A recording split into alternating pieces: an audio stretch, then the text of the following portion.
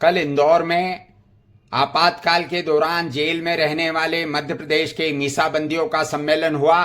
सम्मेलन के अतिथि कर्नाटक के राज्यपाल थावरचंद गहलोत, पूर्व मंत्री अ, सत्यनारायण जटिया, 101 वर्षीय पूर्व सांसद और राजस्थान की विधानसभा के 4 बार विधायक रहे पंडित रामकिशन शर्मा, मध्य प्रदेश लोकतंत्र सेनानी संघ के अध्यक्ष तपन भौमिक सहित कई अतिथि थे। उन अतिथियों ने लोकतंत्र के लिए खतरा बने आपातकाल की चर्चा करते हुए कहा कि आज भी स्थितियां विकट है और ऐसी स्थिति में लोकतंत्र सेनानियों का कर्तव्य बढ़ जाता है। इस सम्मेलन में 80 वर्ष से ऊपर हुए 20 से ज्यादा लोकतंत्र सेनानियों का सम्मान किया गया। उन्हें सम्मान पत्र भेंट किया गया, शाल और दुपट्टे से स्वागत किया गया अतिथियों द्वारा। आज के इस कार्यक्रम का संचालन रामस्वरूप मंत्री ने किया।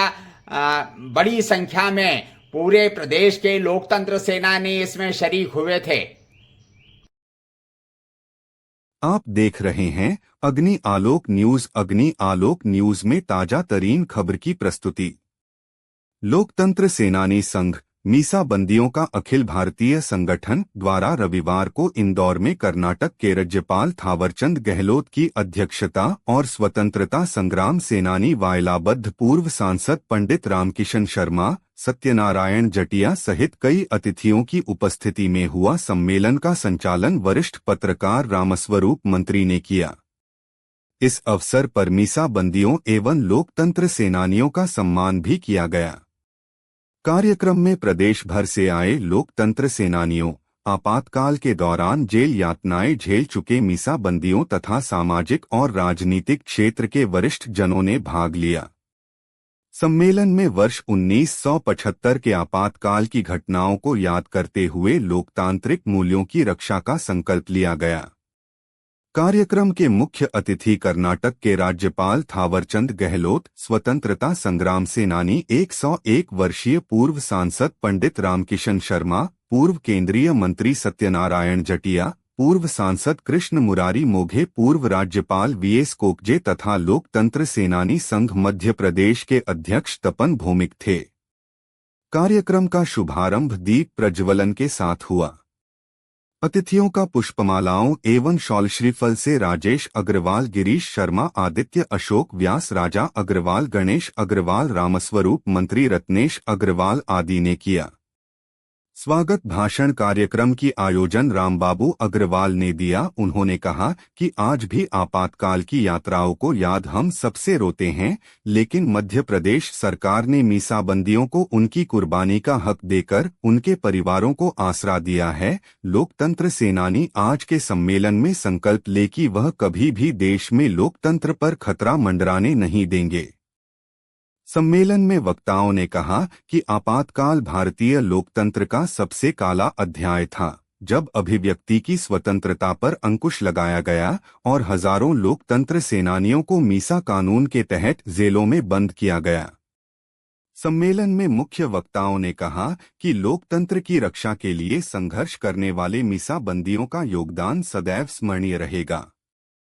नई पीढ़ी को आपातकाल के इतिहास से परिचित कराने और लोकतांत्रिक अधिकारों के प्रति जागरूक करने की आवश्यकता पर भी बल दिया गया। सम्मेलन में मुख्य वक्ताओं ने कहा कि लोकतंत्र की रक्षा के लिए संघर्ष करने वाले मीसा बंदियों का योगदान सदैव स्मरणीय रहेगा। नई पीढ़ी को आपातकाल के इतिहास से परिचित कराने और लोकतांत्रिक अधिकारों के प्रति जागरूक करने की आवश्यकता पर भी बल दिया गया। इस अवसर पर लोकतंत्र सेनानी संघ के राष्ट्रीय, प्रदेश एवं जिला पदाधिकारियों ने संगठन को मजबूत बनाने, लोकतंत्र सेनानियों के सम्मान और उनके अधिकारों की रक्षा के लिए निरंतर कार्य करने का संकल्प दोहराया। कार्यक्रम में अनेक वरिष्ठ लोकतंत्र सेनानियों का सम्मान किया गया। उपस्थित जनों ने लोकतंत्र की मजबूती, संविधान की मर्यादा और नागरिक अधिकारों की रक्षा के लिए सदैव सजग रहने का आह्वान किया। सम्मेलन के अंत में सभी ने लोकतंत्र की रक्षा का सामूहिक संकल्प लिया तथा राष्ट्रगान के साथ कार्यक्रम का समापन हुआ। आप देख रहे हैं अग्नि आलोक न्यूज। अग्नि आलोक न्यूज में ऐसी ही खबरों को देखने के लिए शेयर कीजिए, सब्सक्राइब कीजिए, ताकि सबसे पहले आपको अग्नि आलोक न्यूज में ऐसी ही खबरें मिलती रहे। अग्नि आलोक न्यूज लोकतंत्र, समाजवाद और संविधान के प्रति प्रतिबद्ध चैनल है, इसलिए इसे शेयर कीजिए और लोकतंत्र की रक्षा कीजिए।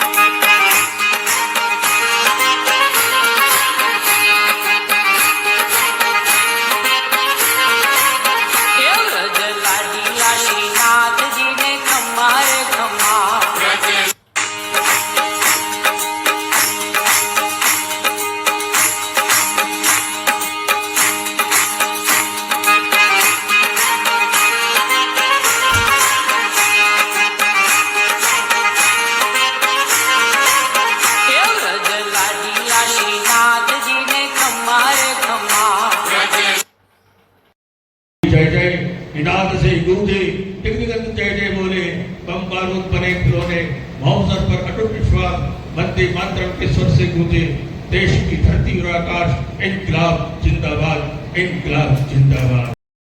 परिवर्तन नहीं होता।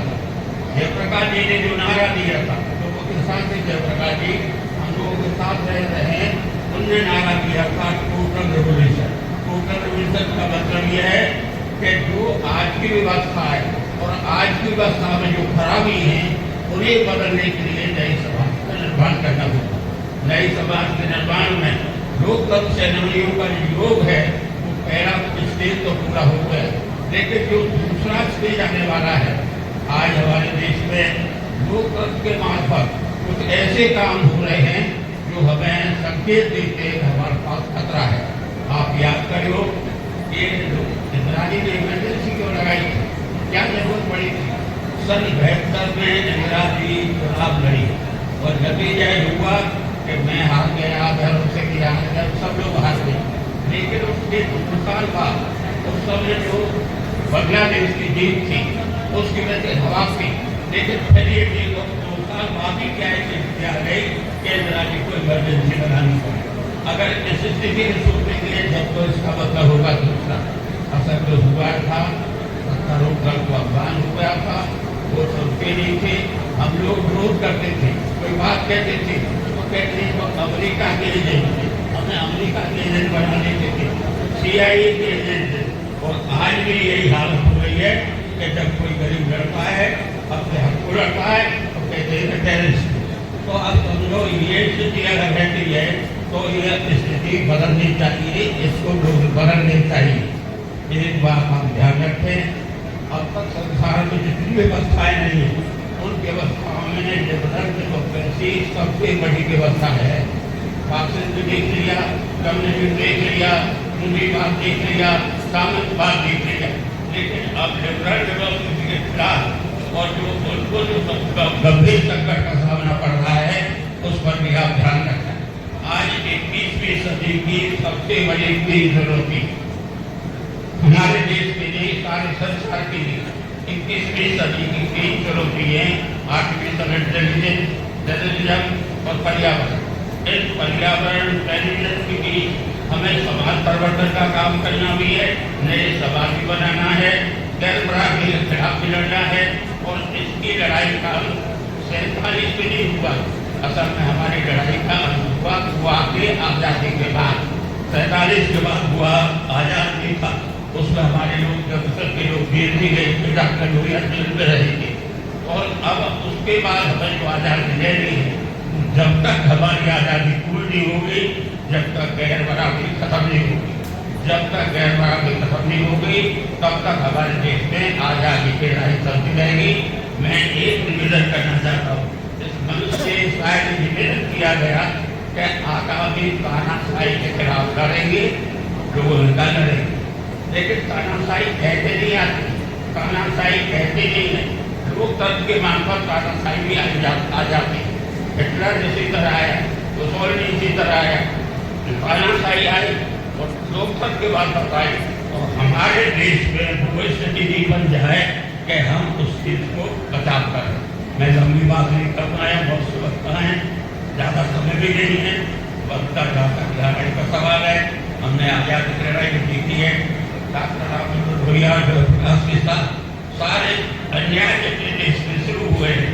जब हम 1948 में कांग्रेस चला हमने नारा दिया था, ये आज़ादी भूखी है, देश की जनता भूखी है, भूखी जनता चुपी रहेगी, धन और धरती बच रहेगी। तो मतलब लड़ाई हम ये है, अब धरती तो थोड़ी बहुत बच गई, लेकिन धन का हाल ये है कि अरबपति हो रहे हैं, अरबपति, और हम उसका खुश हो रहे हैं कि हमारी विकास हो गई, हमारे देश में अरबपति नहीं हो गए। अरे अरबपति हो गए तो बढ़िया है, पर जो गैर बराबरी बढ़ रही है उसका जो खतरा है उसकी जो विलास करो। तो जय जय निनाद से गूंजे, दिग्विगत जय जय बोले, बम बारूद बने खिलौने, महोत्सव पर अटूट विश्वास, वंदे मातरम के स्वर से गूंजे, देश की धरती और आकाश, इनकलाब जिंदाबाद, इनकलाब जिंदाबाद। इसी घोष वाक्य के कारण मंच पे बैठे हुए लोग और मंच के सामने बैठे हुए लोग सभी का एक ही ध्येय है, हे भारत माता हमेशा वैभव में रहना चाहिए, हम रहे या ना रहे। आज के इस महत्वपूर्ण कार्यक्रम में हम सब मीसाबंदियों का सौभाग्य है कि दो महामहिम राज्यपाल हमारे बीच में उपस्थित है। दोनों के लिए एक ताली बजाइए। सर्वप्रथम हमारे थावरचंद जी गहलोत, महामहिम राज्यपाल कर्नाटक, उसके बाद हमारे विष्णु जी ओपचे, महामहिम राज्यपाल, और आप हिमाचल प्रदेश। इनको कभी जेल में रखा गया, देखो तो सही है, मीसा में भी जिनको बंद किया वो आज राज्यपाल है। अरे बारे भारत माता, जिनको जेल के आहनी दीवारों में डाला वो राज्यपाल बना करके पूरा राज्य कर, जिन्होंने इमरजेंसी में सब लोगों को जेल भेजने का काम किया, आंदोलन चलाना, उनकी व्यवस्था देखना, ऐसे हमारे कृष्ण मुरारी मोघे जी संघ के प्रचारक रहे, राष्ट्रीय स्वयंसेवक संघ के अनेक दायित्वों में निर्वहन करते हुए मध्य प्रदेश भारतीय जनता पार्टी के माननीय मोघे जी संगठन महामंत्री, उसके बाद सांसद, महापौर, कभी कुछ रहे। समिति ने जनता के लिए जनता द्वारा लोकतंत्र व्यवस्था अंतर्गत शासन प्रणाली का संविधान में प्रावधान किया। डॉक्टर भीमराव अंबेडकर जी ने संविधान निर्माण करते समय चेतावनी देते हुए कहा था, संविधान कितना ही अच्छा क्यों न हो, यदि उसे चलाने वाले अच्छे नहीं होंगे तो वह अच्छा सिद्ध नहीं होगा। यह कथन 25 जून 1975 को सही सिद्ध हुआ, जब तत्कालीन भारत सरकार ने सत्ता में बने रहने के लिए देश में आपातकाल लगाया और तत्कालीन सरकार के कार्यों के प्रति असहमति का विचार रखने वाले हजारों लाखों देशभक्त एवं लोकतंत्र के प्रति आस्था रखने वालों को जेल में डाल दिया। आपातकाल के दौरान लोकतंत्र के प्रमुख स्तंभ न्यायपालिका, कार्यपालिका, विधायिका और प्रेस की स्वतंत्रता पर अंकुश लगाकर तत्कालीन सरकार ने इन चारों स्तंभों को केंद्र नियंत्रित कर दिया। सन 1975 के मार्च 1977 तक आपातकाल के दौरान भारत की संवैधानिक, कानूनी और प्रशासनिक व्यवस्था में महत्वपूर्ण बदलाव लाए गए। मौलिक अधिकारों को निलंबित किया गया, निवारक हिरासत को बढ़ाया गया और मीडिया पर पाबंदी लगाई गई। न्यायपालिका पर अंकुश लगाने का कार्य किया गया। संवैधानिक संशोधनों ने संस्थागत शक्तियों को बदल दिया सत्ता में बने रहने के लिए लोकसभा का कार्यकाल 5 वर्ष से बढ़ाकर 6 वर्ष कर दिया गया। अभिव्यक्ति की आजादी पर भी अंकुश लगा दिया गया। नागरिक स्वतंत्रताओं को सीमित किया गया और असहमति की आवाजों को दबाने का प्रयास हुआ। इस दौरान बड़े पैमाने पर जबरन नसबंदी का अभियान भी चलाया गया। मैंने भी 54 दिन मीसाबंदी के रूप में भेरूगढ़ जेल में रहकर जेल का माहौल देखा और बाहर रहकर बाहर का माहौल भी देखा। आपातकाल की अवधि में